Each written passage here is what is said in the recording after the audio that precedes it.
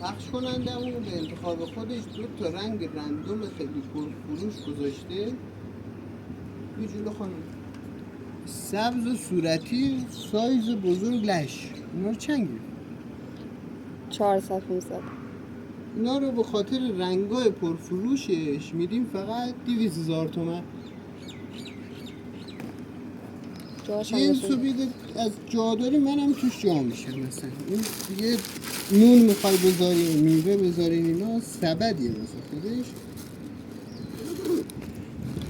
اصلا عالیه. این 2 رو گرفتی؟ اینجا چارم بگ داریم، بلوط کروسان دونه 199 تومن. چی میخوای؟